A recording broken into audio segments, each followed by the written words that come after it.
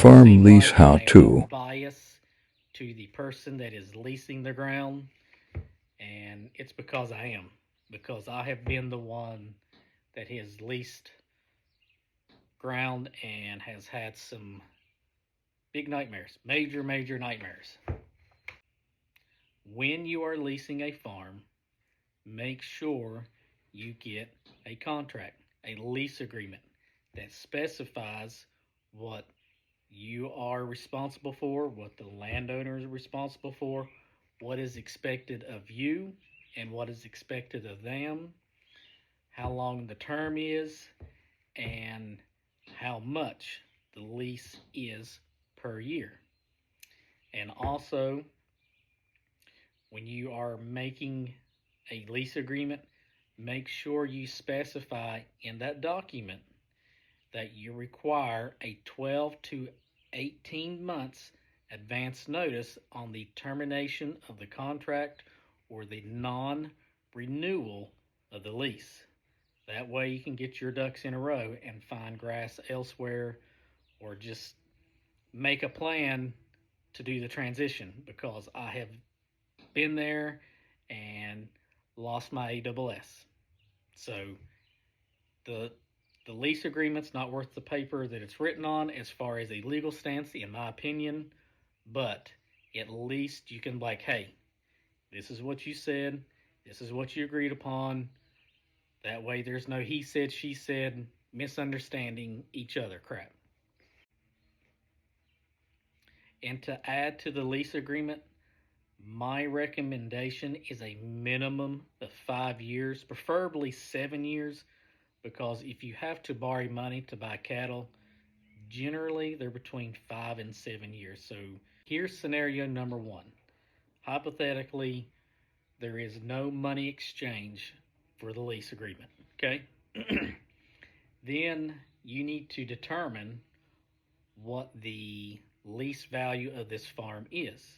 And that will be based upon infrastructure, cross fencing, barns, working facilities, ponds, ground, location, how easy it's to get to, all that good stuff.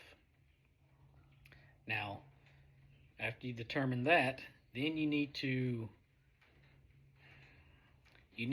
do improvements that are in equal value of the lease agreement, of the lease amount. Let's just say it's $3,000. Okay. Then let's say there's rough fence.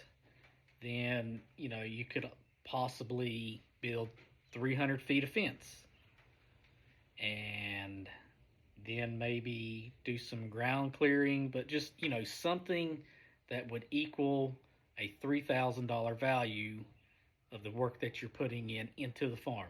You know, basically improving the fence quality, the ground quality, barn quality, working facility. Just something that's an improvement. Okay. If you are paying market value of this property, then that's where you're going to see that I kind of am more biased to the person that's leasing the farm than the landowner. Because when you're paying market value or slightly above market value, then whatever state that property is in is where you maintain it at. You mend the fence, you patch the fence, to keep your cattle in. But really, that's all you really do. Just keep your cows in and just keep the property in its current condition, its current shape. Because when you pay market value or slightly above, you can't be going out and spending $3 to $5 more thousand on top of the lease agreement that you've already agreed to. Because you have to remember, this is a business. You have to treat it like a business. When you are paying market value or slightly above market value, then that's where you're going to see me lean towards the person that is leasing the farm. Because when you're paying that kind of money, then Really, the only thing that should be expected of you is maintaining the property in its current condition. Now, in its current condition does not mean that you have to go around every fence row and weed eat and keep it looking like a state park just because the landowner did.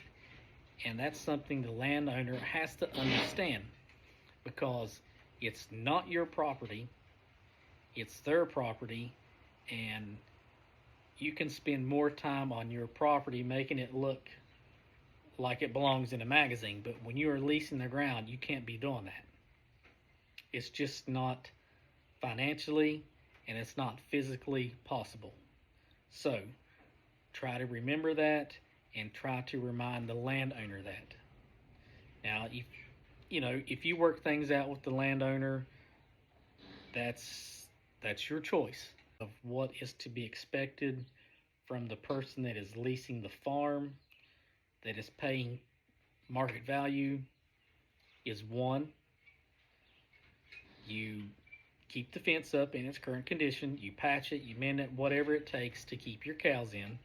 Replacing a fence post here and there is okay. Putting in a metal post here and there is okay, but no major overhauling of fencing. The ground, you should always keep it brush hog. There should be some spraying going along, just so that way invasive species don't come in and overtake it, because things will get out of hand in a hurry. Pay your lease on time, please. If you make a rut, fix it. And that's something else. When you're leasing ground, try not to rut the ground up. Try not to tear up the property to the best of your ability. I know in some circumstances there's just no way around it, but just try to just be a good steward of the land the best to your abilities. Are you going to winter cattle there? Are you going to winter your livestock there? My personal opinion, I would not, because feeding during the winter time can get very, very, very messy. So if there's not a feeding facility of some sort, then my recommendation is to move your cattle. And in some cases, you may find a landowner that only wants your cattle there during the growing season. If you're not paying a lease and there is hay ground, then you might have to give that person, the landowner, half the hay with the option to buy their half. Some people may be like, nope, not interested, and some people are like, yeah, that's what I want. So that is something you need to consider or think about. And hay prices, I really can't give you any advice on that, because each year is different, each location is different. So the best advice I can give you to that is see what hay's going for in your area and at that time of year. So if you are paying a lease and there is hay ground, you get all the hay.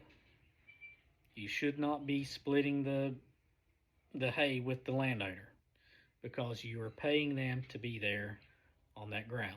So my opinion, you get all the hay. And also, you pay for all the fertilizer. And I didn't say this on the other side about when you're not paying a lease. If you have to split the hay, then they have to split the fertilizer cost. I think that covers about everything on the lease side. The person that is leasing the farm, I guess, would be the leasee. I guess. I don't know. Anyways, I probably missed some stuff, and if I did, you got questions, leave a comment. If I can't answer it in a reply, then I will make a video to go in further detail. So I hope that helps somebody out there. So thanks for watching.